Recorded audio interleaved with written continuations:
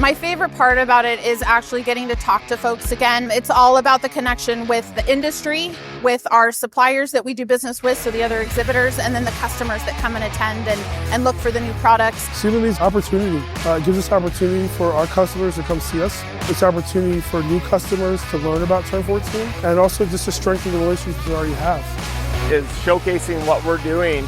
It shows clients, builders, manufacturers that we have relationships with, what we're doing in the shop, how we can incorporate their products into our builds. The crowds have been really great, interested in what we have to offer, interested in what SEMA has to offer, finding out about the new products and the ways that the industry can help them grow their business. I think something really unique that's been happening is, of course we have all of the B2B folks coming by the booth, but a lot of people are mostly coming up for individual also, just saying, I have my own rig and this is what I need and how do I get it?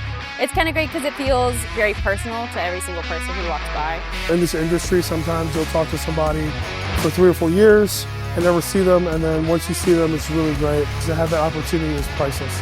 We love the industry connection. That's why we're excited to be here year after year. We get to touch base with all of the automotive experts, which you never get to see all of them in one place, so the networking opportunities, being able to get feedback from people live in person, and just really continue to grow that connection with the community is so important. SEMA as a whole just really helps to foster that relationship between everyone from suppliers down to the customers. Like you can send emails, you can do video chats now. When you sit down with somebody face to face, that's you're getting the truth, you're getting the reality of what's going on.